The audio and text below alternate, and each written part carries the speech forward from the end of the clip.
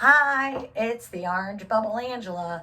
I'm here today with Inspire Your Mind, Balance Your Emotional Wealth to talk about some things that are very important to me and are important to you too because you here and you're wondering what is all this? I came across manifesting. I don't understand it, but I want to try it because I have a particular hurt or wound in my life I'm trying to heal and recover and balance and thrive, whatever that area is. And sometimes it's all areas of our life. So, in that, if it's all areas of your life, or whether it's just one thing, a lot of people come for a specific person because we all want love. But love truly comes from within. It really comes from within. Put your hand on your heart and say it with me right now. I love myself. I love myself. I love myself.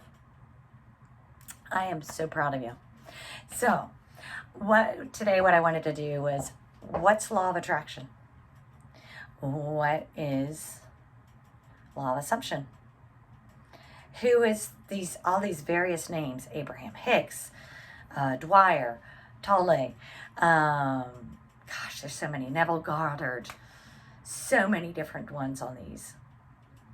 So I'm going to try to break down how I view law of assumption and law of attraction from all the hours of research, videos, books, and just the inner feeling and the inner knowing of my power and your power, because you have power too. So there can be different camps. People view law of attraction one way and they view law of assumption the other way. I think they're the same, except for one key element. Law of assumption says, if I assume it's mine, it's mine. There is no other thought about it. It is mine. And the most famous teacher on that is Neville Goddard. But people seem to say, well, I don't have to feel it to believe it. If you've done any reading on Neville Goddard or listened to any of his speeches, which are available, I do have a book to Neville Goddard down below as a link in this description so you know who he is, and you can start there if you'd like to. But if you don't have hundreds of hours to read books, you may want to just watch me because I'll try to give you the answer. So Neville Goddard had a thought called SATS, a sleep akin to sleep. So it's meditation, but you're not 100% asleep and you're not in that meditative state because you're envisioning your desire. And because you are visualizing your desire and you assume that that desire is yours, you will have it. But on his numerous books, even though he says it will be yours, you assume it will happen. And the how and the when you don't know, but it will come. You still have to feel like it's yours. The feeling portion of it is still important. You need both, the assumption and the feeling. And he even states that as you're getting to know the feeling of something, you may cross over to realize, I don't want the feeling of that. I want the feeling and thought of something else. Since you are the God in your reality, you can do that. Now, some people object to the thought process of the God. Neville Goddard used Jesus and the Bible as basically parables or a learning experience to bridge that gap. If you're a follower of Western tradition, in particular Christianity, Muslim, or Judaism, any deviation of those,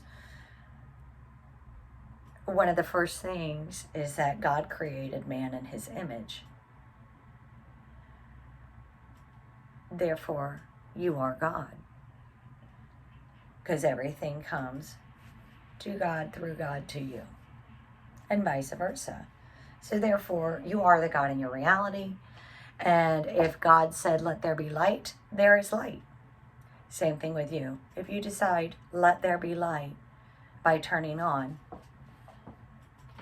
your light, then there's light. It's that simple. Let's speak about Abraham Hicks, which is also Law of Attraction, The Secret. There's Bob Proctor, a whole bunch of other things. I have a book on Abraham Hicks listed below in this video as well. And I listen to hundreds of videos and speeches, and I can't tell you how many hours I spent researching her information as well, to kind of try to figure out what's the difference.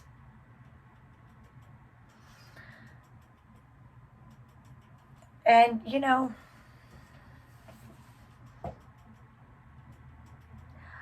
the teacher comes when the student is ready to listen.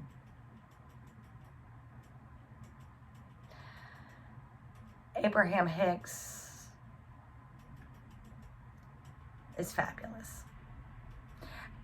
And when you're ready to listen, whatever it is resonates with you.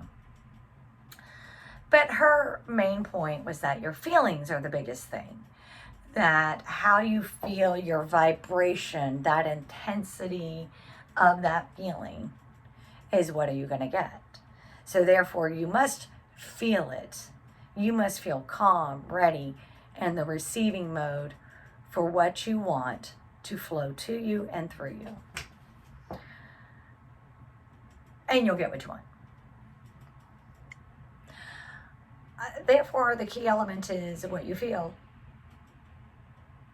comes to you. I think that's very important. And I think both teachers said the same thing. They just, one says, think it and then feel it. The other one says, feel it, then think it. At the root of it, it's still thinking. So let's talk kind of Western civilization as a whole, because I'm not a Buddhist. I have, other than preliminary understanding and quotes that I've seen and maybe a couple of books, I don't feel that I'm versed enough to really discuss the greater intricacies of it. Other than saying that Buddhism says you are God. And the whole point is to go through this journey, live, learn, experience, and ultimately reach enlightenment. And therefore, release yourself from this. And go on, come back if you'd like. And if you come back, you can go through the experience again, or you can come back as a teacher. And that's pretty much the most important thing. The same thing with Hinduism, from my understanding. Hinduism really only has one primary God. Everything else is an aspect of him. I think all the teachers in all the religions were basically doing the same thing. They're sharing that connection with you to make you feel good. Because life is about living. Life is about feeling. It's about growing. I don't see any difference in the dichotomy on how you get there, as long as you feel it, because it's not the how that matters.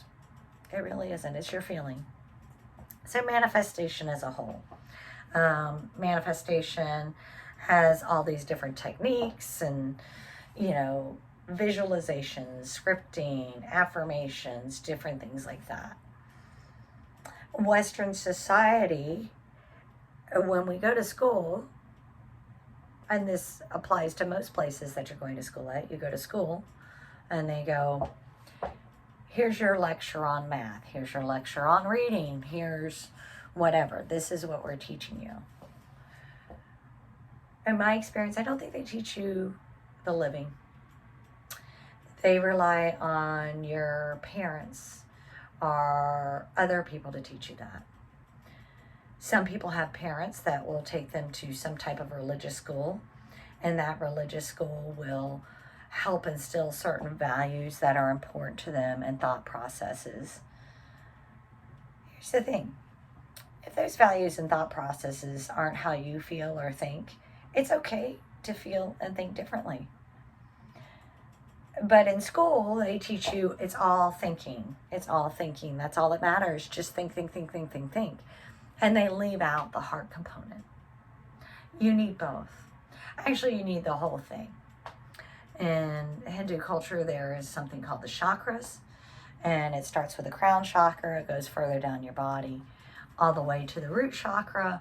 And then there's actually, most people only focus on that core chakra, but the sacral chakra and all this. But there's actually, I believe, 143 that are actually way and far and beyond and in different aspects. But if your mind, your crown chakra, your third eye, your throat chakra, if this isn't actually in alignment with making you feel good and helping connect, something's out of balance. And my goal with the law of attraction, the manifestation, the different religious philosophies, it's really to connect your entire being, mind, heart, and soul.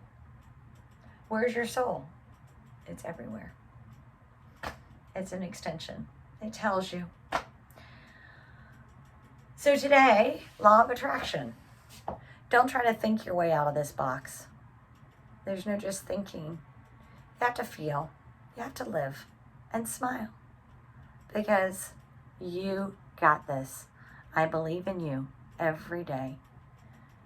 So keep smiling. Let's get in harmony here. There are some meditations that I'll post later, as well as affirmations and confirmations. Browse my web, and I also have teaching and coaching and other things available. My website's down below. You have a fantastic day.